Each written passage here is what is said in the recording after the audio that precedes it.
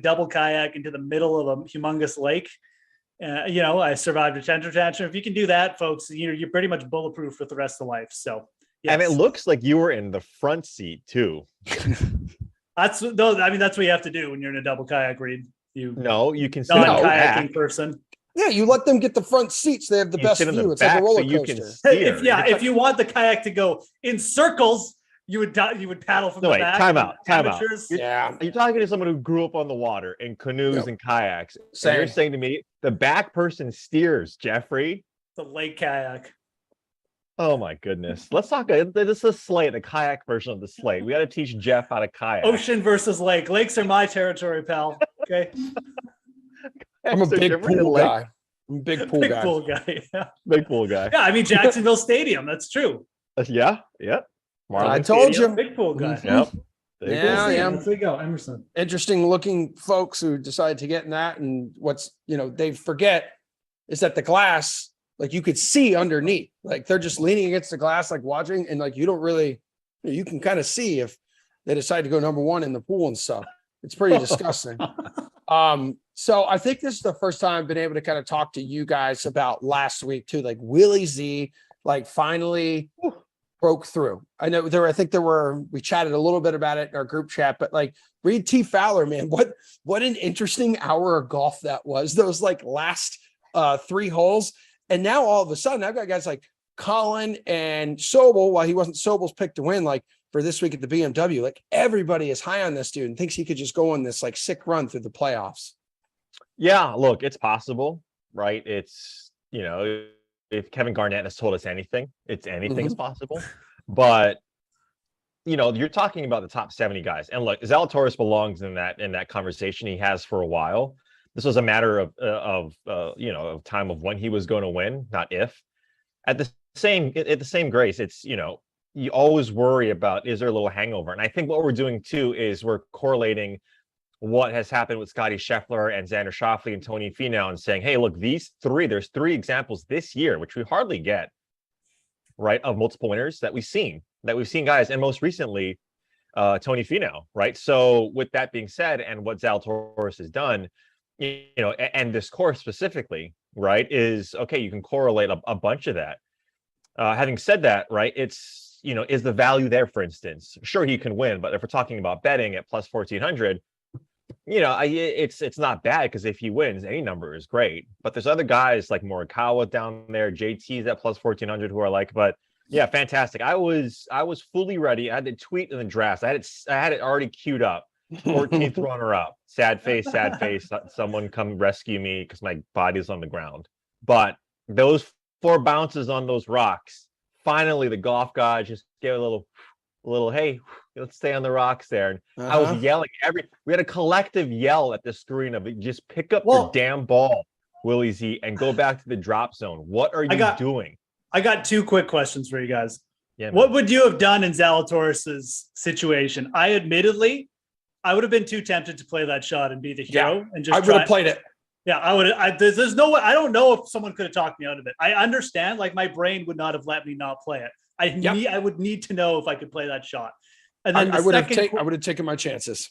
And then I had a second question, but I don't remember what it was. Oh, but I mean, like, what about Sepp Straka? Like, what are you doing? Like Zalatoris is dead. Hit it in the bunker. Hit it anywhere but the water. Like, you're a professional golfer. You should be able to hit it like to the fringe, like 50 feet away or something. Like, yeah. What that was maybe the most egregious choke I've ever seen in my life. I mean, well, correct. I'll take the first question. You guys are idiots. Yes, we are idiots. I fully admit that. You ever see me like take a drop like when we play together or like? Both of you are lazy. That's why. No, I'm not lazy. I just take chances. And you know what? I'm going to end up winning 4 tournaments in the year if I continue to take chances like that. But I may lose 4 tournaments as well. Like, I'm just saying, if I was a PGA Tour professional. What? Okay. So, here's like, if he made that shot, what would we be saying today? Like if he took that shot, would we have crowned him an even better champion for making that shot? No, but he'd have that replay of him just being played over and over every year. They don't like the Phil flop shots and stuff. I almost swore in Samir's first production of the slate. No one gives a rat's A about putting it on the reel. This Yeah, you guy can has say been that. runner-up in 4 majors. He does not care about the reel. The highlight. I'm not the highlight saying reel. my The decision highlight is reel is him correct. making a 10-foot putt in regulation, an 8-foot putt, a 7-foot putt, all to keep the playoff going. The reel is him talking about now what are they going to say. He doesn't care about pulling off an impo. He's not Tiger. He needs to win one. Now, if he has the same shot this tournament, I actually kind of agree with you, Jeff. Or like if he has 2 or 3, then maybe the superstar shot comes, because with that could come endorsements, right? Mm-hmm. Like if you have that in your quote unquote reel. But he needed to win. And what's more impressive is he put it to 5 feet from the drop zone. That's even more impressive. And then he made the putt. Straka, Variance was going to catch up to him. He should have been in the water on 2 of the 3 Oh my playoff God. holes. I mean, the drive. So right? ridiculous. Like it caught up to him. He was both of those duck-hooking drives on everything. 18. You were like, right? that's wet. That's got to be wet. So like somehow I think because he was hitting everything left, he thought, man, I really have to make sure I don't hit one like duck hook this one. And he just played it way too far right. Yeah, he clearly lost it. Like you're right, but Yeah. like still a professional golfer, like in that situation, like we're not, because he wasn't hitting driver on that hole. Like I can't even remember how long that hole was. It wasn't very long. No, he was hitting 3-wood, right? No, I mean on the par 3 though. Oh, par 3. That was like a 145-yard par 3. That's the one. I just couldn't. I mean, I was like, wow, I hope he hits it in the water here. That'd be amazing. But I was like giving it a 0% chance, because I just like I don't know what he was thinking. Did anyone see any interview with him about that after? That's like, I don't think I did, but he didn't address it. Yeah, I don't know, man. That one just like, wow. Well, that's what he was doing. And look, the Zalatoris backers deserved that break. Honestly, like they absolutely, man. The one he lost twice in a playoff this year. 1 millimeter miss putt at Torrey Pines, the PGA. Don't forget the U.S. Open. He deserved it. He deserved the breaks. Well, you can legitimately say Zalatoris deserves some breaks. So, it's a great win. He had a new caddy on the bag. He's now like 1 for 1. I think his previous one, what was he, like 0 for 57 or something like that. He's got a shiny new trophy. Now has confidence to win, to go along with, his world-class like ball striking here, guys. There's no reason why he can't go back to back. He's among the favorites there. There's a smorgasbord of guys who are at plus 1,400 near the top of the board. Reed, just, your thoughts on Rory. He's the favorite here at plus 1,000. Scotty Scheffler, world number 1, not too far behind him. Both those dudes look super rusty last week, man. Like it was obvious that they had taken some time off. Yeah. Look, I think Scotty Scheffler is someone that could easily win this, right? Yeah. Any tournament that he tees it up in, I think he can easily win because he's that good, especially in a no-cut event, right? That's what we have. It's the caveat in this one. And that's important to remember for DFS this week too.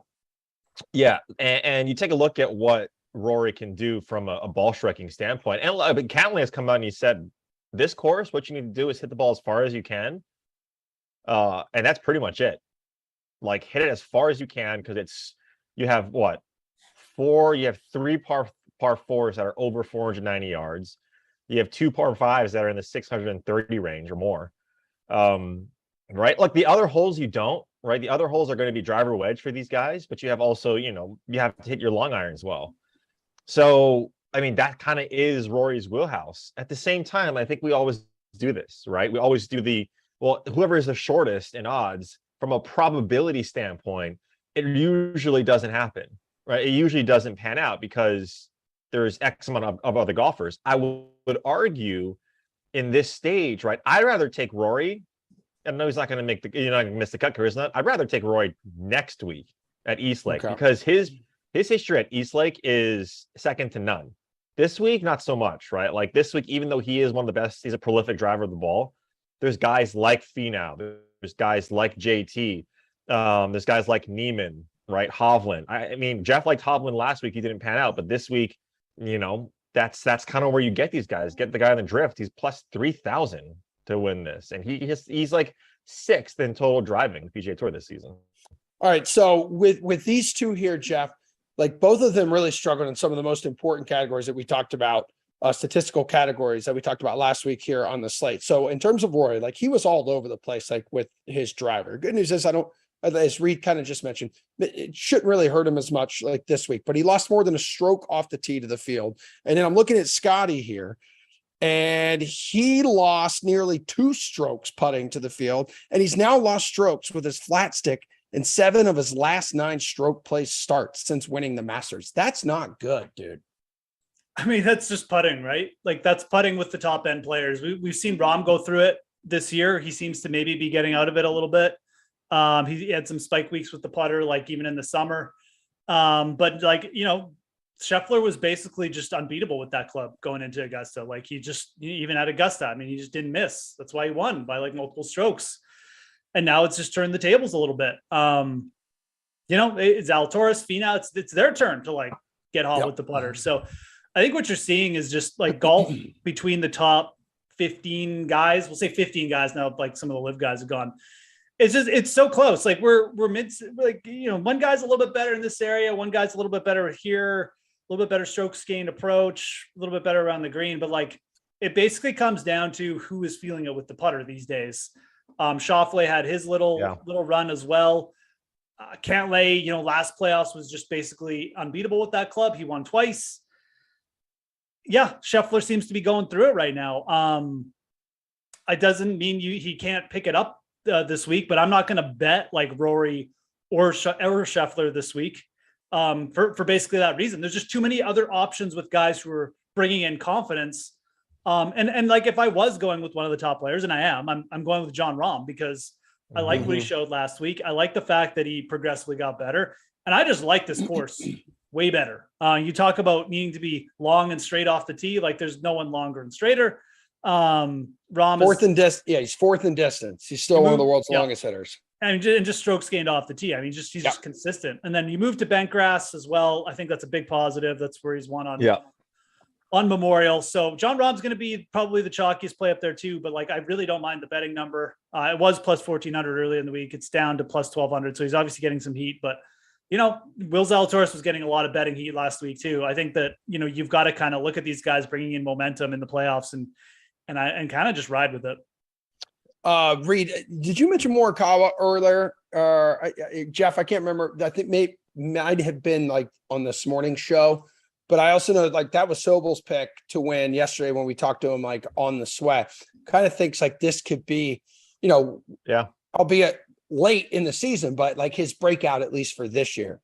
Yeah, I mean, he hasn't won this season, right? Nope. So like this is kind of I'm like at this stage, you're talking about arguably the best iron player for the last 2 years, and he's at plus 2,000. And this is true, right? We see this time and time again in this tournament and just in any sport that the cream rises to the top, right? At this stage in the playoffs, and that's why you see a plethora of guys at plus 1,400 because that's who's playing really well at this point. And Morikawa, while he's not, you know, he hasn't put everything together.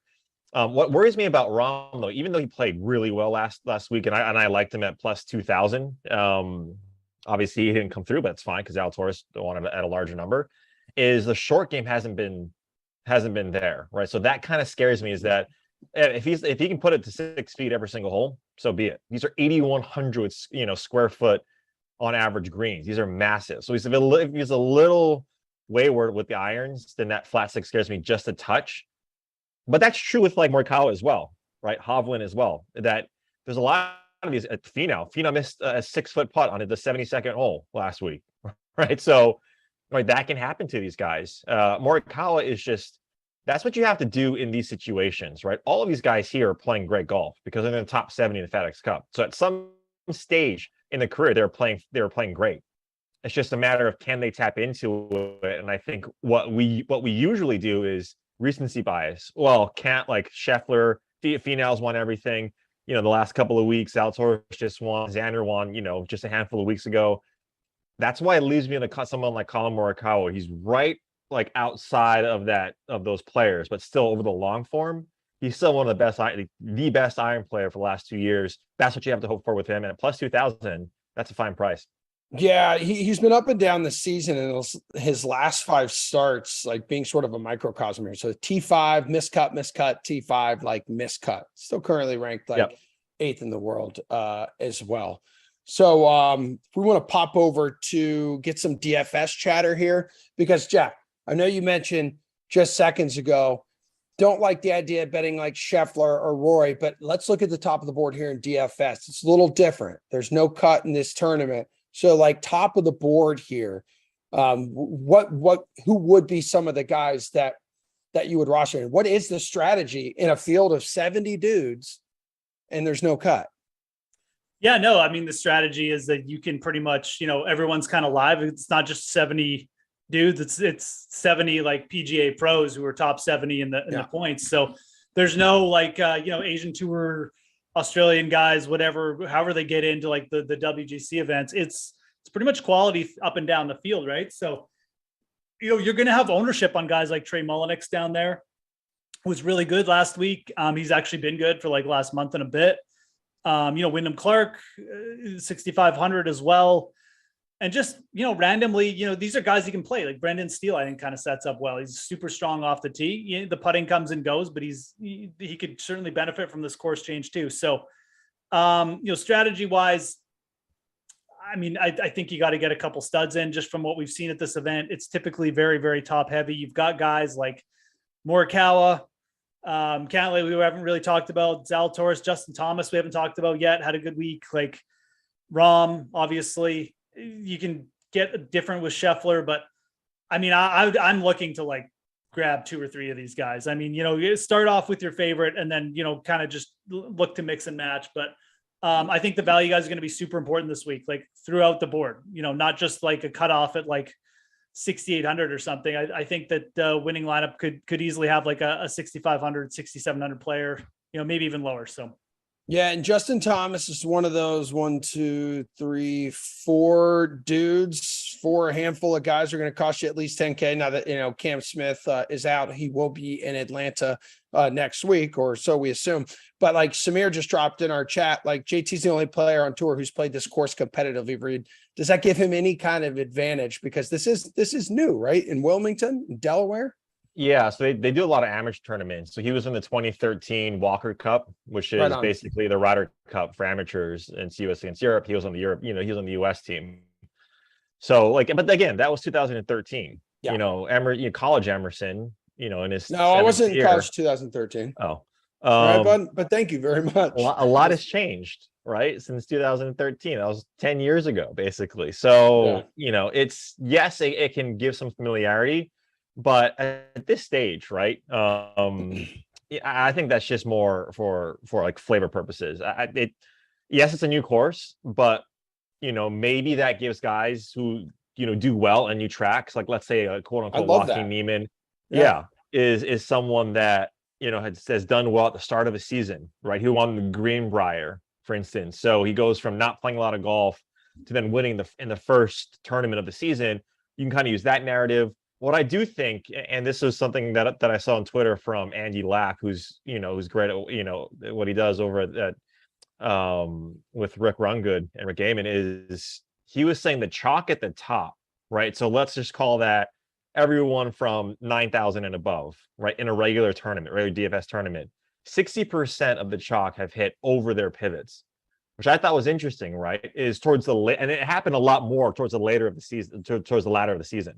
So if that's the case, the chalk at the top, I'm not too worried about it, because if they do well, then that's going to do well for your squad. It's what Jeff was talking about.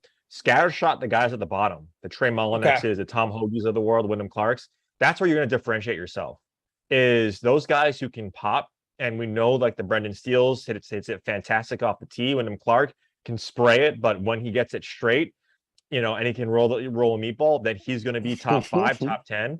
That's what you have to do. I'm not worried about the guys at the top in terms of their ownership. Yeah. All right. So do you have more specific, like, I guess, value plays, middle of the pack, guys like towards the bottom here? You're talking about how it's a good opportunity to separate yourself. I mean, let's go. Let's try to help the people out.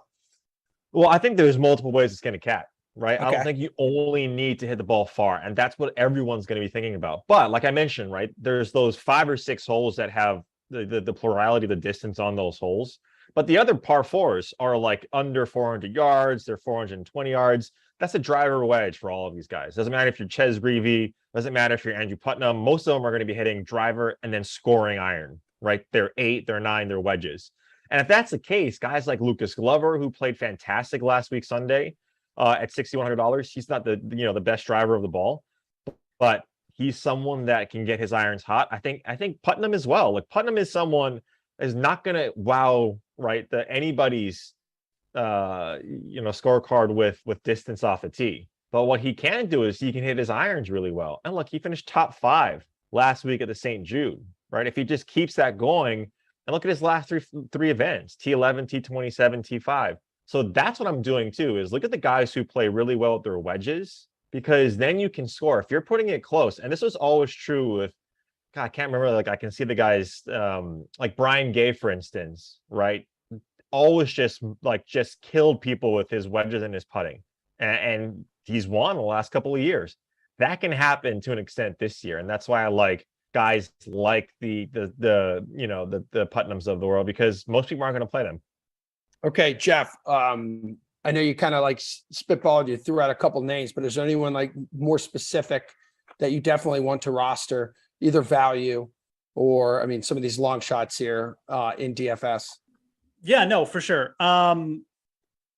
I mean, look, like it's obviously kind of like a win or go home kind of style event. Obviously, like not by win, but like top 10. A lot of these guys need to go for it. I would be looking to play the bounce back potentially with like guys like Hadwin and Kirk down below. I just don't think many people are going to go to them. They've been consistent most of the year. They've shown that they can show up in tougher fields. They're far more boom or bust because, we've seen that their floor is pretty bad lately, but I mean, like you've got to really think like their upside is still intact. I think the guy that I really like the most this week, and again, I don't like no one's really talking about him that much, but it's Mito Pereira. Like, yes. Yep. It's 7,100. He came in, he missed 4 cuts in a row. Like it's like pretty bad, but I mean, he gained over 3 strokes on approach last week. He would have been a lot higher, had trouble with the Bermuda greens, but like, again, we're switching to bentgrass, Memorial T13, PJ Championship, bentgrass, obviously almost won, Charles Schwab. Like he putted much better there. I think that this change in scenery probably going to benefit him.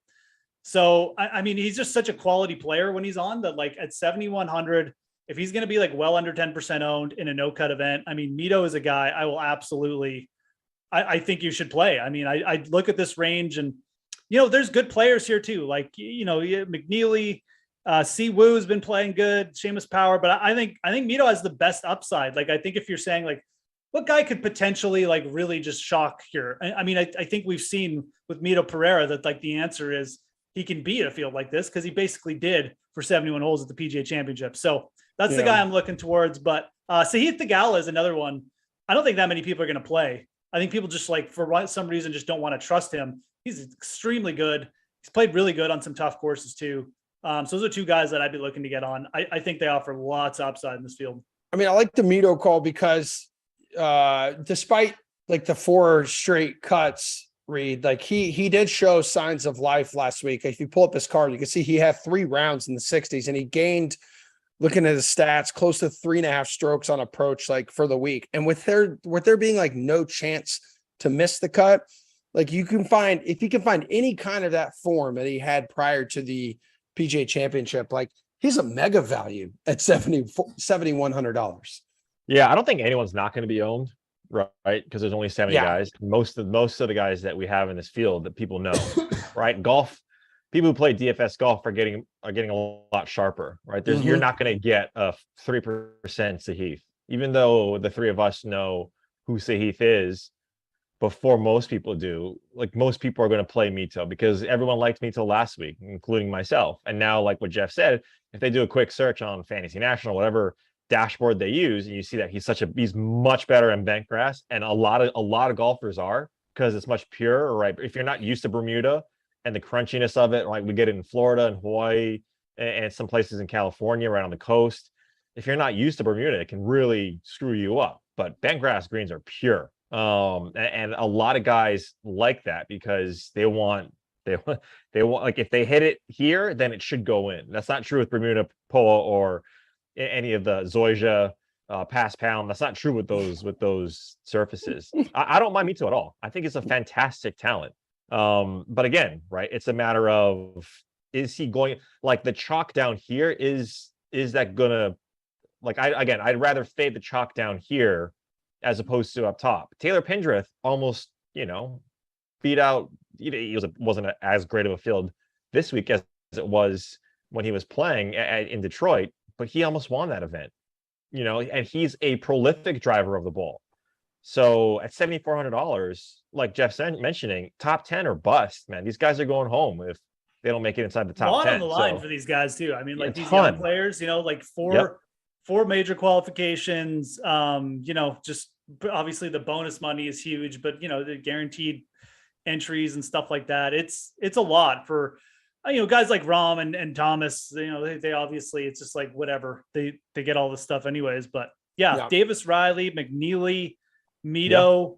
Mito's already got some qualifications because that top finish, but the list goes on. There's a lot of young players like that. But like Cantley's one of those dudes.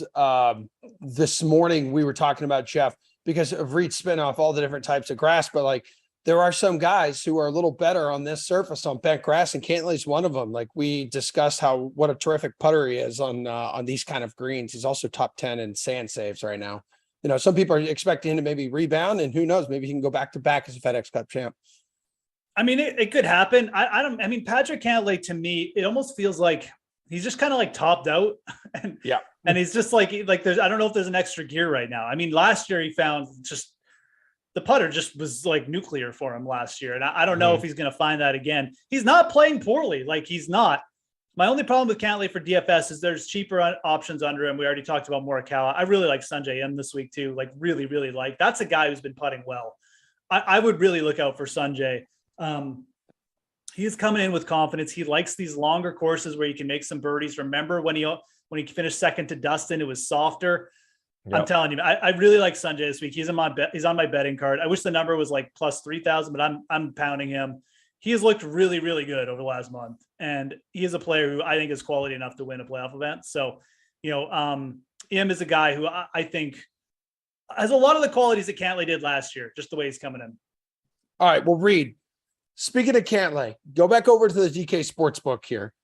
And if you go to the tournament props special, go to tournament props tab, tournament specials, there's the big guns versus the field offer. And so you have the field, the winner coming from the field, heavy favorite, minus 450, or are you confident enough to take either Rory, Rahm, Zalatoris, or Cantlay to win this week at the BMW Championship at plus 300?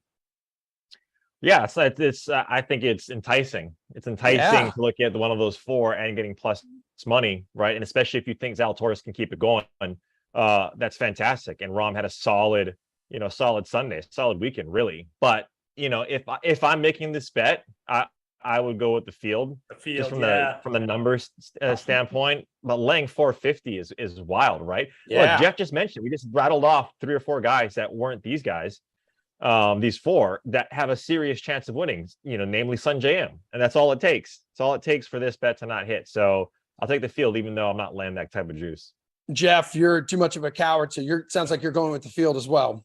Huge coward. Live a little. Absolutely. Fully admit. No, I take the field. I mean, like there's 50, maybe not 50. There's like 30 guys who could win this week. I mean, like outside of those names. And yeah, those are probably like the best names. And sounds good. I mean, I really like Rahm's chances. You could definitely see a Rahm blow, but you could see Sanjay M get to just go nuclear with the putter too, and maybe get to a playoff or something. So yeah, it's an interesting bet. It's an interesting group of names they're offering you. Yeah. That's for sure. Reed, what about anything in the matchups category? I know that we usually talk some tournament matchups. Like if we have time right now. Do any of these stand out to you this week? Again, it's becoming like tougher as these guys are all very good. And we've mentioned multiple times in the show, like there's just 70 dudes. Yeah, I usually like to wait on the matchups until I see at least one round, but then you don't get like the full on, right? You don't get the full, like from day 1 to day 4, that type of matchup. And the numbers aren't as soft. If you like someone at plus money, for instance, like K.H. Lee over Clark, then you're probably not going to get that if he plays well on Thursday, right? As opposed to if he doesn't pre-tournament. I mean, if I'm leaning anywhere, it's someone like a Sam Burns over Victor Hovland, right? Like even though any like Morikawa over Sanjay, like that's how you hedge, right? Morikawa at plus 100. If you don't want to bet him outright, and let's say you want to bet Sanjay outright, then you bet Sanjay outright and you bet Morikawa plus 100 in the matchup, just in case Sanjay doesn't win. At least you're hedging that bet, right? That's how I would do matchups, on Thursday or on Wednesday. But I like to wait. I like to wait till I see some information come through before I do matchups. All right, Jeff, which top 5 or top 10 bets? I mean, hell, you got top 20, top 40 in there as well. Which ones do you really like right now? Yeah. So you guys are right about the matchups. There doesn't seem to be like huge edges. I do like Neiman at minus 120 over Spieth, just because I really like Neiman this week, and I really have no reason to like Spieth. But for like top 10s and top 20s, again, go back to my guy Mito here. Plus 550 for a top 10. Needs a big week for the FedEx Cup standings as well. We are still getting top 40 odds too. I mean, they're not going to be big or anything like that, but yeah, you could definitely lay some big juice there on a guy like Mito. I mean, I don't hate it, but obviously the biggest odds going down. If you were to take a guy at the bottom, man, you can get plus money on Tom Hoagie, plus 110 for a top 40. How about McKenzie? No, this is what I like. Mackenzie Hughes, top 40, plus 110. Hughes played a little bit better last week. Again, he's not a long hitter, but if it becomes a little bit easier, that putter. So I like that for a top 40 play. That's pretty interesting, getting plus 110 on a top 40 in a field of 68.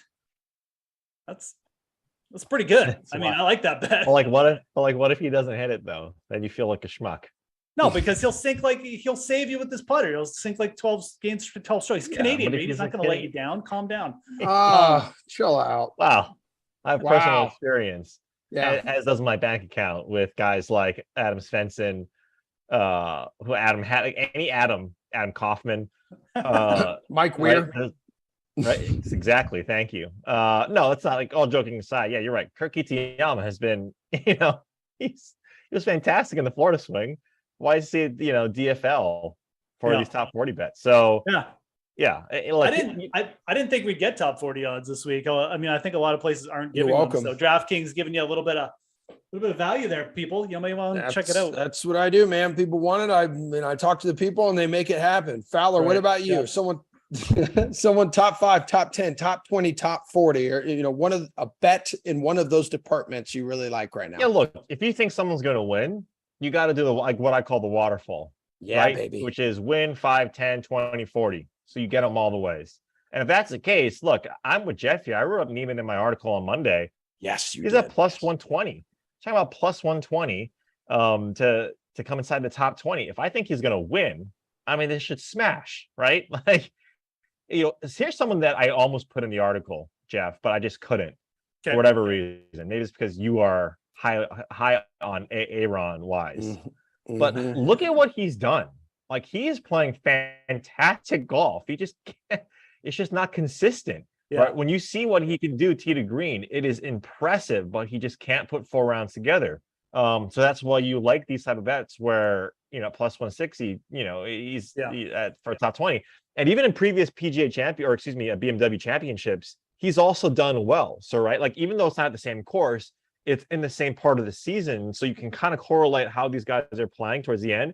And Aaron, when he's made the FedEx Cup in the top 70 for this tournament, he's done well, right? He's done well in some spots. So again, it's all about, and maybe this year it's true more so than previous years because these guys don't have green books anymore or green sheets. So they have to be reading it more so that the best putters are winning. Sorry, John Rahm, but it's going to become a putting contest on the PGA Tour. It feels like it always is. That's the thing, right? If these guys just get equal at putting, man, there's a bunch of them. And now we're back on bent grass greens. Aaron Wise is probably one of my favorites for a top 20. Yeah. No, I like that call. I like Neiman too. If you look at Neiman, he's another way you can bet him. And he's in my first round leader is I think a great. He's 5th in first round leader scoring. I know when he won at Riviera, he came out hot. So he's a fast starter. I would definitely like throw a little bit if you're big on him this week. And I do like him for, like, again, if you just want to crush it and be like, I'm just crushing Neiman this week. Yeah. Get him all the way down. I mean, start at top 20, give yourselves a nice little cushion, a nice little floor, and then hammer the 10 and the 5 and the win. So, but yeah, I like Neiman for first round leader. I think Davis Riley is an interesting first round leader too. Kind of like Wise. I don't know if we can put all 4 together here, but first round leader, sure. And then my guy Mito too. I mean, he's like, you can get really good odds on him. So, all right. So with a couple minutes to go in the show here, guys, looking at some futures to win the FedEx Cup. Let's see. Scheffler would be the favorite right now at plus 250. Will Zalatoris plus 300. Rory plus 900. Cantlay plus 1,000. So like Samir mentions John Rahm in here. John Rahm at plus 1,600. And I know that's a guy that you like this week, Jeff. Like anybody on here, including John Rahm, that you would be interested in betting right now to win the FedEx Cup. Yeah. I mean, I think you like Rahm's plus 1,200 to win this event. But if he wins the event, I'm pretty sure he's going to go to first overall. Yeah. So, you'd be getting the number 1 seed going into East Lake, like better odds than you'd be getting this week. And what are and remind people again, and Reed, maybe you know this too, like just first place heading into East Lake, you start with like a 1-stroke lead and then second place is 2 back. Okay. Yeah, I can't remember. I feel like it's changed, but it's a lot of math. I feel like is it 10-7 or is it 10-8? I think it's 10-7. So yeah, it goes in decreasing order. We got to double check because it's changed. FedEx Cup all changes every year. But yeah, leader starts at 10 under. But you can also bet right without the strokes. Yeah, you can. Usually. Yeah. So, but yeah, I think it's if it does, it's 10-7, 6, 5, 4, and then places 20 through 30 or 18 through 30 start at negative, start at -1, whatever it is. But yeah, I mean, you have a huge advantage if you're starting at 10 under, right? Well, here we go. Yeah, so it's 10 under, and looks like number 2 is at 8 under. Samir just dropped the numbers in. Man, Samir, this pretty good producer. I'm just gonna give it. But Rahm is 14th right now in the standings. Zally is first, Scheffler second. He who must not be named is third. You would get that reference, Emerson, if you actually read those books. I love it, dude. I'm a big book guy now. Sam Burns is 4 and Finau is 5th. So yeah, any one of those guys, if you like let's say you like Rahm or JT, you might as well go to the futures market. Yeah. Right. Because anybody in the top 10, I want to say top 15, they win. They're skyrocketing to the top, especially if they win the playoffs. So then that's where Jeff, I want to ask you about Cam Smith here real quick. Just because I think where he starts next week, I don't think he can fall down by not playing this week, fall back too far. So I think he would start 4, maybe 5 shots back. And that's where he was in the final round of the British Open, where he ended up going on that Sunday tear. So I don't know. Does he make sense to you at plus 1,000? I mean, no, he's got a hip injury and who knows what shenanigans is going to go on between now and the end of East Lake. I mean, if you've got, the PGA giving him penalties before rounds, I don't know. I did Cam Smith. Cool dude. I mean, I think just forgetting Cam Smith exists for the next 2 weeks is probably the way to play it. No, wrong attitude. You know what? I love that guy. I don't care what he does. He seems like such a good dude. I love him. It's nothing personal. It's just for betting. I mean, either he's got a legitimate hip injury or there's, I don't know. Maybe he comes in with the Patrick Reed, me against the world attitude and just, that lawsuit right now. Yeah, he's going to lose that one. That's something else. Yeah, that is. That ain't great. That is ridiculous. So, okay, we got to go. Now Samir's back. He's panicking. We have to wrap. That was a great show. Good flow, guys. Nice work, Samir. AC on the 1s and 2s. Jeff, Free T Fowler. I'm Emerson Lotze, everybody. The Sweat. We'll have a at-home edition of that tomorrow morning, 11 o'clock Eastern time. We're back in studio on Friday. So thanks, everyone, for hanging out with us. If you have more questions about bets, DFS, get at these two on Twitter. So much love. Have a good rest of your Wednesday night.